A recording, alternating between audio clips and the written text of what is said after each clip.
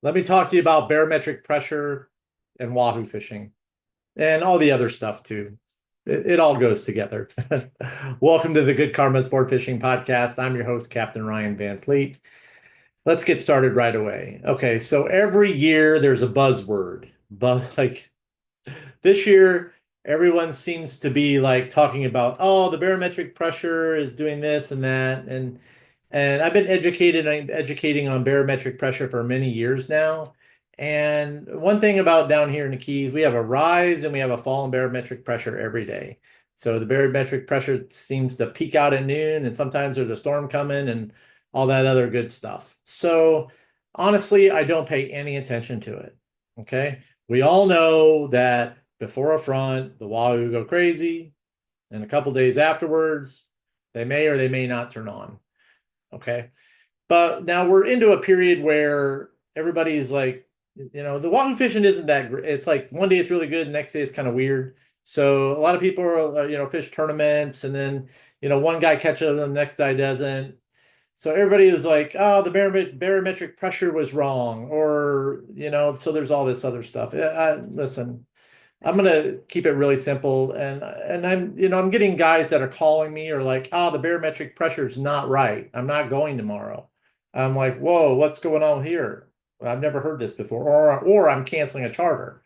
I was like, well, they told me on that the barometric pressure is going to be wrong on this day, and the Wahoo aren't going to bite. I was like, oh my gosh, whoa, where's this all coming? Like, it's crazy. So there's all this data out there, okay? And listen, you just got to make sense of it. So, and I was in that bucket where I'm like, yeah, it's as a fisherman, I'm like, some days I'm like, yeah, some days they bite this, some days they don't, but other guys catch them. Some guys don't. That's just how it works. Okay. So for me personally, if I sat home when somebody told me that the barometric pressure was wrong and they're not going to bite because it's not the right moon, then it doesn't make any sense. So we went out, like there's just times when I've been out there and we've destroyed the Wahoo on an in-between moon and a supposedly bad barometric pressure. Like I have it documented, okay? So, but that things kind of changed for me a few years ago when I started studying it a little bit more. And I not only study the Keys, I study the Bahamas. Okay. I study up by Jacksonville. I study down by Key West. I study in the Gulf. So when guys are catching in the Gulf, I pull up SatFish. When guys are catching up in Jacksonville, I pull that up as well. Okay. And then when the guys are catching in the Bahamas, I look at that water as well and I just correlate it. So, and then again, it comes down to, making sense of data and studying. And that's what I like to do. And and I really enjoy teaching. Like I really enjoy sharing that. So it makes me happy. That's why I do the podcast. So, um, anyhow, and that's why I've continued doing it for many years. Okay, so barometric pressure, it's all over the board. And you're like, oh my God, the fish aren't biting. And I'm like, what am I going to do? So one thing I use with SatFish is one way is like I'm using the altimetry readings of the ocean. I'm not going to get into it. It's like it tells you where the upswells and the downswells are and where the good water and the bad water's at.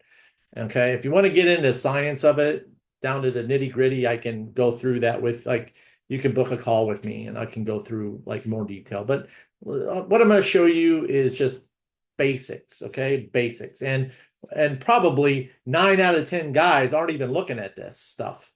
And I've been looking at it for several years now. So, and I just realized I haven't really talked much about it until now. So, and I'm going to show you a couple tricks to read it, okay, for myself. This is what I do, and I kind of use another program for this so I can get a better read on it, okay? So what I'm going to do now is I'm going to pull up SatFish, okay? So just bear with me here. So it'll take a couple seconds here. Okay, so I'm going to put up a shared screen. Okay. Okay. So we are on the SatFish homepage. Okay. So you have all these different regions. Like I said, I'm following what's happening up in North Carolina. Okay. somebody has a good day up there, find out about it. Then when I pull up the water up there, I want to see what it's doing because then it helps me look for things down here. It helps me understand migrations. Um, I just like, I'm a science geek, man. I just absolutely love this stuff. And then the Bahamas as well. So, and I'll show you the Bahamas here in a second. And, and I don't fish in the Bahamas, but you can correlate to where guys catch fish, and where they're not catching fish and where the most consistent fishing is sometimes. So, and I get reports from there as well. Then they're like, "Hey, check this for me." And then, yeah, also it's fun. Also Miami, good fishing right now off of Miami. So we'll pull up the Keys. So what I do is I just go to the Florida Keys. So you're on the home page of SatFish, and I pull up the Keys. So it'll pop up here. Just give it a little bit, and it always pops up with you'll get the temperature, sea surface temperatures. And then over here, you can follow my cursor. You scroll down and um, you'll get the currents there. Then you'll get the true color, currents, temperature. I like the true color stuff, kind of getting off. Sometimes that'll give you a really good picture of the edge, where that powder blue meets the so but what we're gonna for this video here, I'm gonna pull up sea surface height, okay? And basically what this is an ocean weather map. That's it. Okay. You got isobars, and then you've got your isobar reading over here. And then as you scroll out, you can see up there right over here, you're going to see in the left-hand corner of the screen, you're going to see the readings here. Okay. And then you watch my cursor. So you're going to see it's going to come out a little bit. You can see the isobar here. It's a pressure change in the ocean. It goes up swell and down swell. I mean, honestly, that's it. And I'm looking for the areas in between because those are the areas I want to be in. That's stabilized water. That's more than likely where the bait's going to be at. The fish don't necessarily like they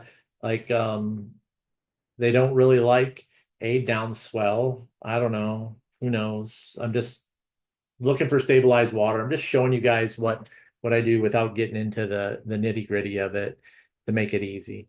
Okay, so as you're looking at you go back and you look at I'll pull this up. And basically what this is a change in sea surface height. Okay. It's a way for you to look for upswells and downswells so you can fish those areas in between. Okay.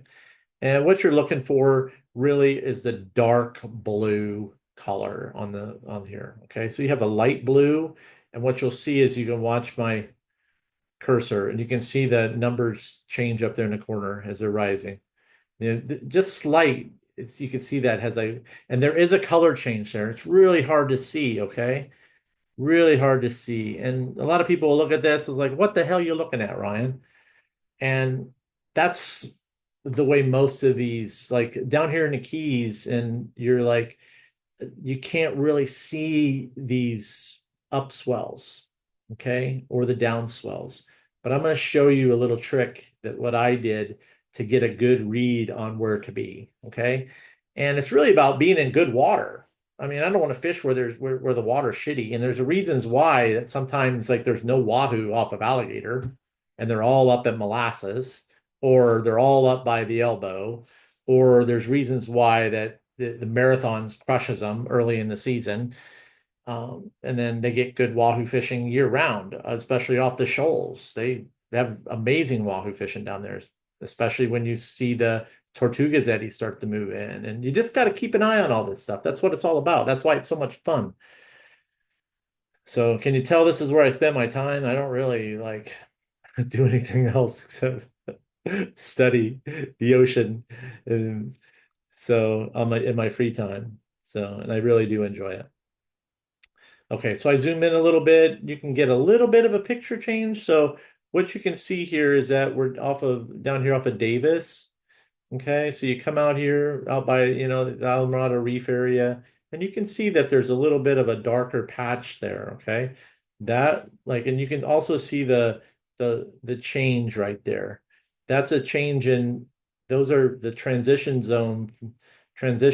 And that's right, I want to be in this darker blue water. Okay, that's where I like to like honestly, that's like earlier in the week. Um, that's how we catch it. That's how I catch them. I'm looking for these stabilized areas of water where they're going to hold bait. So if you're in a zone and you're not getting bit and you don't see any bait and you're like looking for a big fish, the big fish is always, these are zones, but that fish could be in shallower. He could be out deeper. Where are you going to fish? Okay. Now it's tough to read these charts. It really is. So what I started doing is taking screenshots. Okay, and I'll show you. Okay, so what I did was I have Canva and I use it to make pretty pictures. Just kidding. And drawings. But so anyhow, so these are two different screenshots, okay? And I have these on what I call a heat map. So what I do is I put them in a Canva and then there's a heat wave filter, okay? And what I found was that by doing that, I was able to learn a little bit more.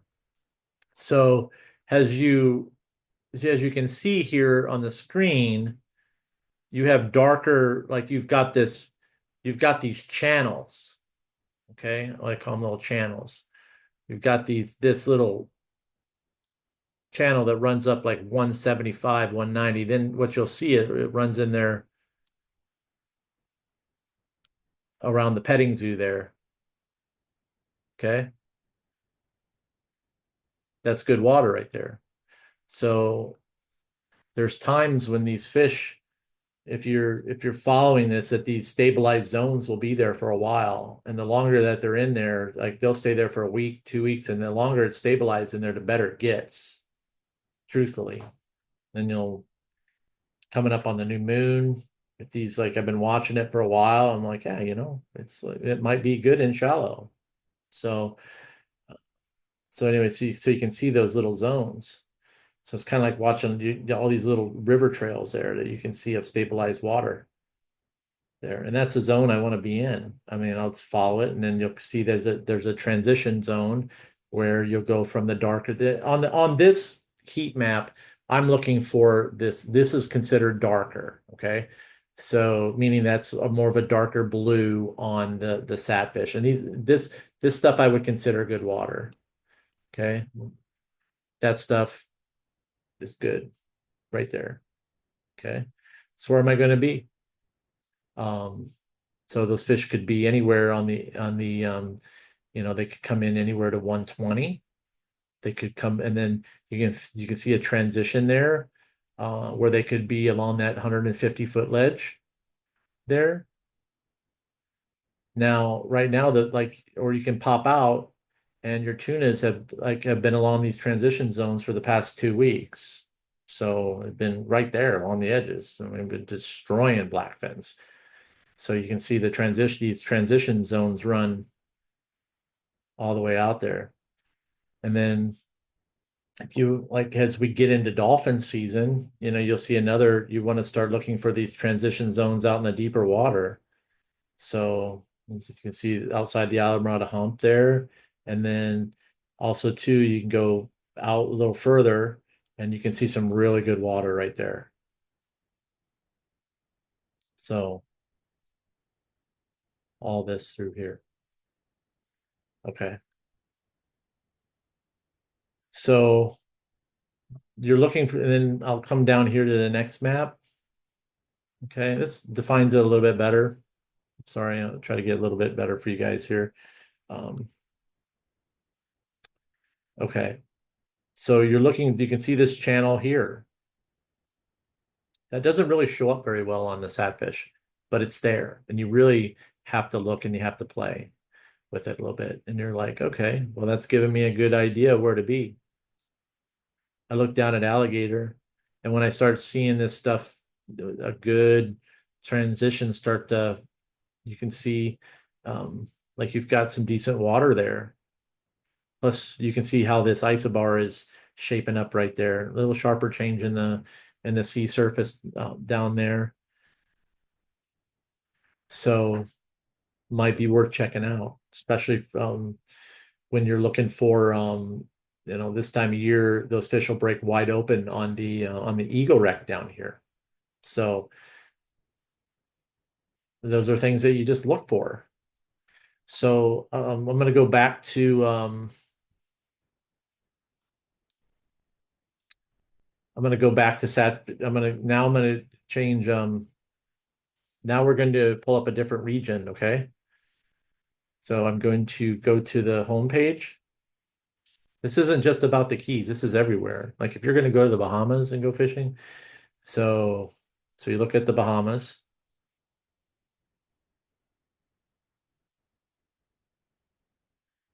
Okay. I'll pull up the Bahamas. You're looking for stabilized water. If you're not getting bit somewhere, man, I'm not gonna, if you're flying all the way over there and you can make a run somewhere where you can just go catch some fish, or you're happy with nothing, then go home. But that's just like I said, it's not my mindset there. So, so I'll go to the sea surface height. Okay. And then we'll look at it. And you can see, so red is considered a downswell. Like this is like a lighter red. And then you've got the transition here. These are areas that, can be good. And then if you're in a zone where you're getting your ass kicked, you could be in some bad water. Okay. So you look down here, what they call down here at the pocket. Um, then you can see the transition there. Okay. So do the math on that one. If you're getting your ass kicked somewhere and you're over there, you just look for zones. I mean, you got to have something. It doesn't matter. Like, I'm not a Bahamas fisherman, but um, you're looking for stabilized water, looking for areas that have bait. These zones tend to have bait and stabilized water. If you're fish, that water could be bright blue. You could be seeing flying fish, but that may not be what they're eating. So they may be following packs of bonito. They may be shadowing them instead of flyers. This year, I think they're um, packing more on little bonitos than anything else. I typically catch a lot of wahoo on with flyers in their stomachs this like in the past several years, but I'm not seeing that this year. I'm seeing more of small little bonitos than I am anything else. So, um, and then we also have a migration of smaller blackfins that are happening right now in the Keys. So those are the zones. When you find that stabilized water uh, and you see the tunas, you know that you're in good water. And that's where you need to spend your time. Okay.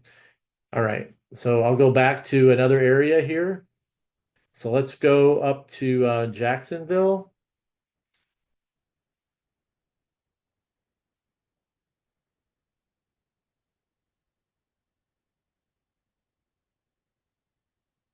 Okay. So you got it's typical Jacksonville stuff. It's like epic up there. It's like the bottom fishing is really good. It's pretty much untouched. I mean, you'll get a lot of folks that are starting to make their way out there. So like the Keys, that all will change. The more people you put into a zone, the less, the fish start to move. But the Wahoo fishing is really good up there. You just got to make your way out there. So we'll let's pull up. I'm curious to see what's happening up there. So if you're up there and you don't get out there and you want to know what's going on, you can pull this up and then you can say there's that dark blue water. There it is. I mean, it's right along there. Probably pretty damn good. See the changes. You can see how that up there along the triple edge and all that stuff. It's yeah, so um I haven't put this in the Canva yet, but I might just to I enjoy studying areas that are very good fishing. So just come up a little further and then got all these little, you got the R3 tower. That's notorious Wahoo fishing right there. So a lot of live bait fishing. That's where you look at the R3 tower. That's where a lot of bottom fishing's happening. The spear divers are starting to make their way out there because they're finding out about the zones where the Wahoo like to hang out. So you got the R3 tower out here and these different towers, the R4 tower, anywhere there's structure out in the middle of nowhere. And what you'll do is you'll start looking at the altimetry around there, around these zones. Okay. So, and then you got the ledges and all that shit.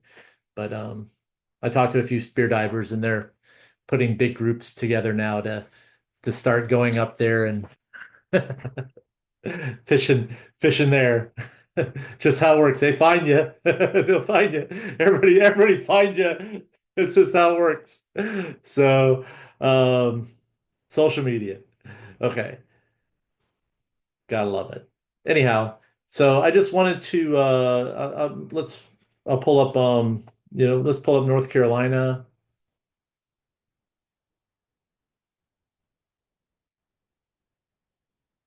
Look at that temperature break. Beautiful. Beautiful, beautiful, beautiful. Then you Cape Fear, obviously, in the here you've got all these edges and stuff and notorious great fishing. Notorious. Long drive, great bottom fishing. Um, good stuff. Those guys earn their fish up there. Great fishermen up there. Okay. So let's go through let's take a look at the sea surface height. Then you can see the change there. So you see that transition there where my cursor's at. Then you've got all these little areas here. So again, I would put that into Canva, take a look at it, study it, have fun with it. And then I'll go to see if I got anything else. Oh, yeah, let's look at the Gulf. So what I'm trying to show you guys is it's not about just the keys. And everything kind of falls in together. And the more information that you can have prior to when you go fishing, the better. But it all does change. But what I'm seeing with that altimetry is that I'm seeing that it stabilizes and I'm seeing that I get more information from that. Since I started really putting into Canva, I can see where the conditions have stabilized over 5 days more. And I'm like, you know what? The longer those conditions are stabilized there, the better it is. And it really like we talk about water temperature, we talk about all that stuff. This year we're catching them in. It doesn't like for myself. I think about it like in the Pacific Ocean Wahoo, Atlantic Ocean Wahoo. The Pacific gets cold. Wahoo, like, and they catch a shitload of them Wahoos in the Pacific. The Gulf of Mexico gets cold. They catch a lot of them there. So for myself, I'm looking at it's like 72, 73-degree water. Um, then you just got to come at it different sometimes. Sometimes they don't like it pulled fast, and that's tough for people to hear. Sometimes you got to slow it down. Sometimes you got to rig ballyhoo. It's just sometimes they want a bigger profile. It's fishing, man. And I hate that. I hate saying that because it annoys people, but it is. And that's what makes it so fun. So if everybody had the right answer all the time, then it wouldn't be fun. It would be, I'd get bored, honestly. I like a challenge for myself. Keeps my mind working. Um, so let's go to sea surface height. Okay. There you go. It's pretty. That's what I like about looking at the Gulf. It does really give you some great info. So really, you've got all these rigs here, and then you want to fish on the outer realm, the dark blue, the transition areas.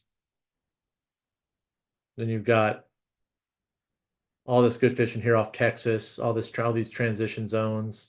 That dark blue, that's a big upswelling. And I learned it like anybody else, man. Nobody's born naturally into studying this stuff. I just really study it. And it's just like going to class. Like I sit down, I study it, And I'm like, oh, wow, this makes sense. And I take a lot of screenshots every day.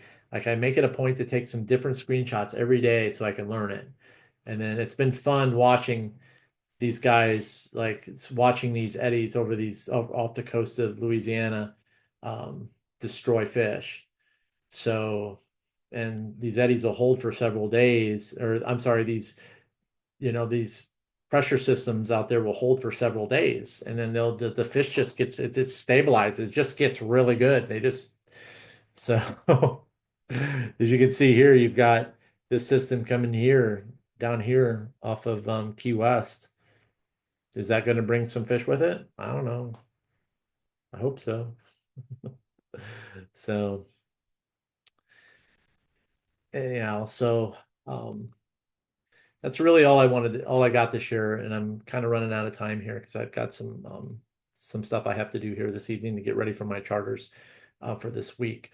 Okay, so the key takeaway here is um, ocean pressures, barometric pressure. Yeah, it has a lot to do with weather and stabilize, but really what it has to do is stabilize ocean conditions. And maybe sometime in the morning it might not be good, but in the afternoon when the wind shifts and you want to be in an area and the bite windows will get tighter, okay? The bite windows will get tighter and you want to be in your zones when you think they're going to bite. When you think they're going to bite. And that ultimately comes down to you as a fisherman and your experience. And sometimes the guys catch them like in the evening. Hell, I catch them in the middle of the afternoon when things are right. I'm like, we just did that the other day. I was like, okay, it's the middle of the afternoon. Things are right.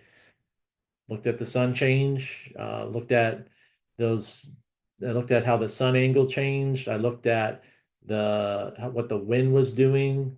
And the bottom, when the bottom fishing can be really good, then the Wahoo can turn on. That means there was a lot of bait around. I started seeing the tunas come up in the afternoon.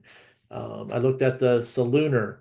Uh, but the last thing I look at is the barometric pressure. I just know that the pressure rises and falls every day in the Keys, and sometimes you'll have squiggly lines on the barometric pressure charts.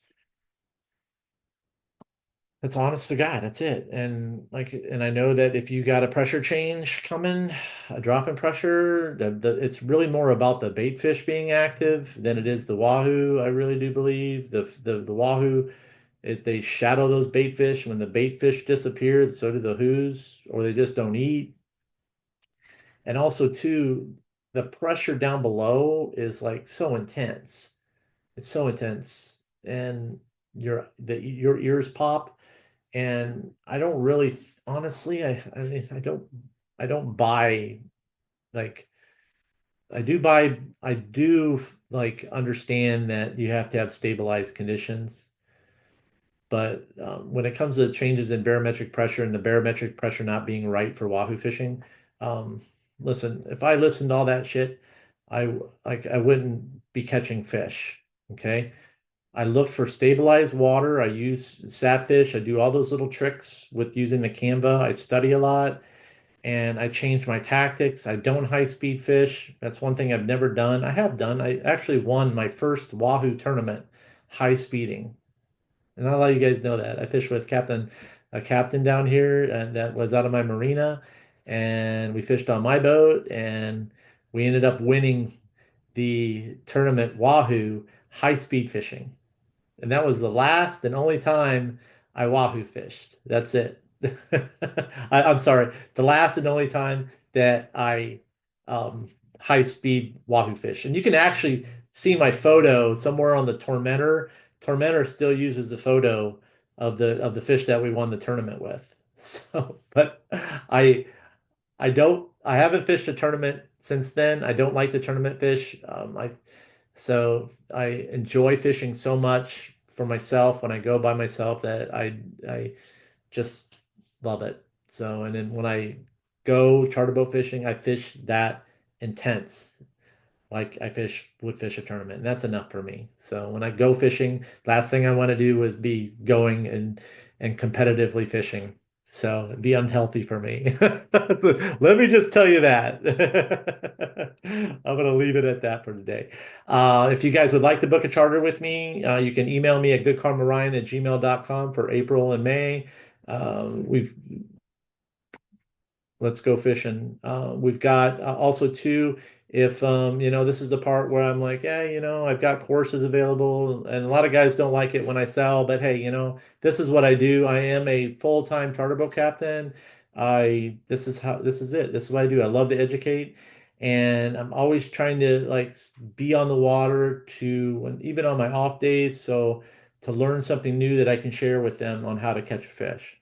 That's it. Oh. So I have, if you want to dig in more into SatFish and learn how I do this stuff in Canva, or you can do it on your own, but then you can call me and set up a one-on-one with me. Okay. And then I also go over a lot of this stuff in the rigging crew. It's just not about rigging baits. So I do other videos and stuff in there as well, and along with a lot of Satfish education along the way. So a lot of guys have questions about Satfish, and which is very cool. I just love to see guys that are like active into like studying and getting better. And that's what I do every day. I'm going to tell you one thing. I never have something dialed in. Never, never, ever, ever. And the guys that I learn from and I highly respect, those are the guys that have told me that they never, ever, ever are satisfied or dialed in. Those guys, I won't even tell you who they are because they are some of the absolute best. And when the absolute best tell you that they're not dialed in, then that says something. So that's it. Thank you guys. And if you guys want to get signed up for SatFish, if you're not signed up, you can use my code Good Karma to get $20 off. There's a free trial. Try it out. I'm going to be doing, I think probably, every other week, I'll probably be doing a little intro to Satfish stuff. And, especially as we get into dolphin season, I really love using it for dolphin because it makes life so easy. So easy. You just plug in the coordinates, you kind of look, see what's happening, and then you got your areas to go fishing in. I also use it for bottom fishing as well. So that's it. And remember, you can follow me on Instagram, Good Karma Ryan at Gmail. I'm sorry, Good Karma Sport Fishing _FL _keys. Now I could say, and remember, anytime you're fishing, it's all good. And get yourself a cool Hawaiian shirt. Love mine. All good. Thank you guys.